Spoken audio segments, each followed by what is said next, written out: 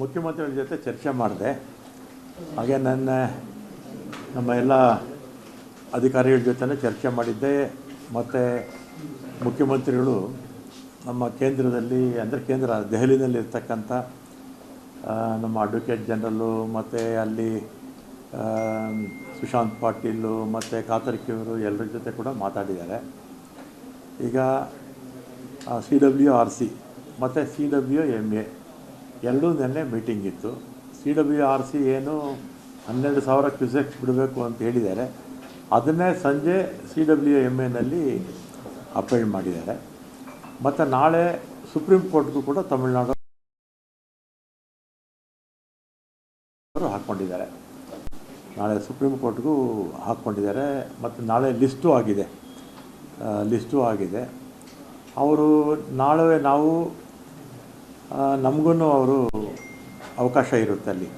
ನಾಳೆ ನಾವೇನು ಅಬ್ಜೆಕ್ಷನ್ಸ್ ಹಾಕಬೇಕು ಅದನ್ನೆಲ್ಲ ಕೂಡ ನಮ್ಮ ವಕೀಲರು ಅಲ್ಲಿ ಹಾಕ್ತಾರೆ.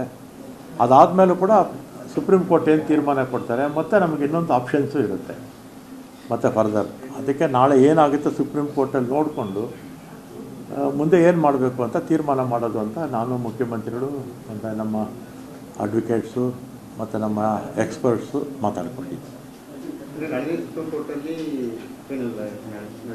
ನಾಳೆ ಅವರು ಅಪೀಲ್ ಹಾಕ್ಕೊಂಡಿದ್ದಾರೆ.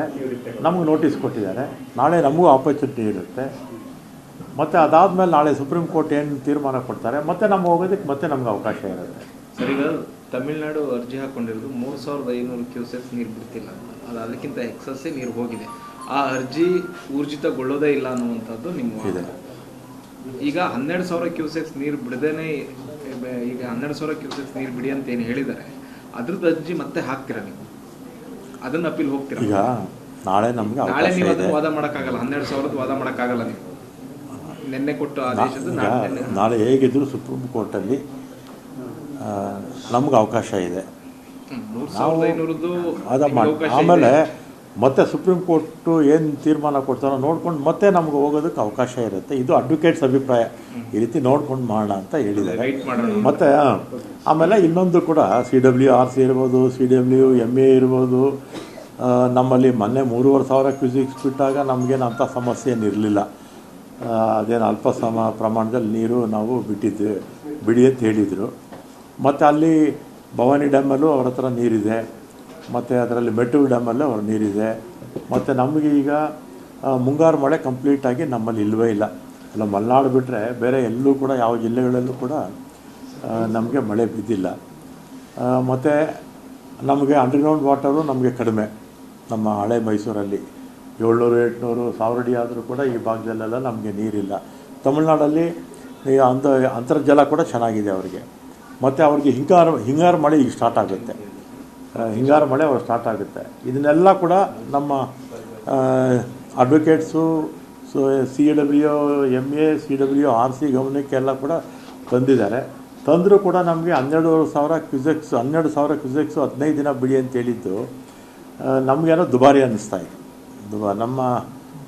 ನಮ್ಮಲ್ಲಿ ಇರ್ಬೋದು. ಈಗ 76 TMC ನೀರಿದೆ. ಅದರಲ್ಲಿ ಕುಡಿಯೋ ನೀರಿಗೆ ನಮ್ಗೆ 36 TMC ಬೇಕಾಗುತ್ತೆ ಒಂದು ವರ್ಷಕ್ಕೆ. ಎವಾಪರೇಷನ್ ಆಗುತ್ತೆ. ನದಿಗಳಿಗೆ ಸಣ್ಣ ಪ್ರಮಾಣದಲ್ಲಿ ನಾವು ನೀರು ಬಿಡಬೇಕಾಗುತ್ತೆ. ಮತ್ತು ನಮ್ಮಲ್ಲೂ ಕೆಲವು ಕಡೆ ಎಲ್ಲ ಬೆಳೆ ಹಾಕ್ಕೊಂಡಿದ್ದಾರೆ. ಆದರೂ 12,000 ಕ್ಯೂಸೆಕ್ಸ್ ಬಿಡಿ ಅಂತ ಹೇಳಿದ್ದು ನಮ್ಮ ರಾಜ್ಯಕ್ಕೆ ಸರಿ ಇಲ್ಲ.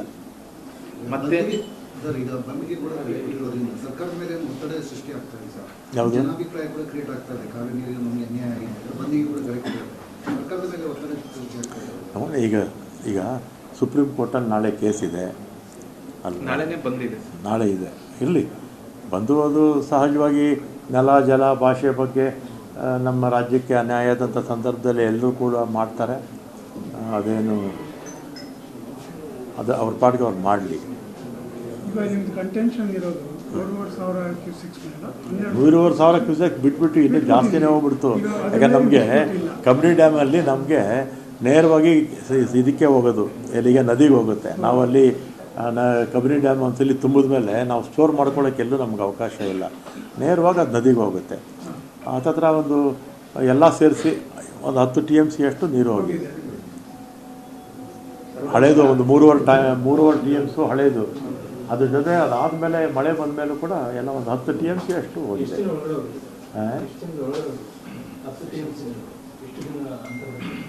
ಅದು ನಾವು 3,500 ಕ್ಯೂಸೆಕ್ಸು ಬಿಡಬೇಕು ಅಂತ ಅವರು ಆದೇಶ ಕೊಟ್ಟಿದ್ದರು. ನಾವು ಆಲ್ ಪಾರ್ಟಿ ಮೀಟಿಂಗ್ ಕರೆದಿದ್ವಿ.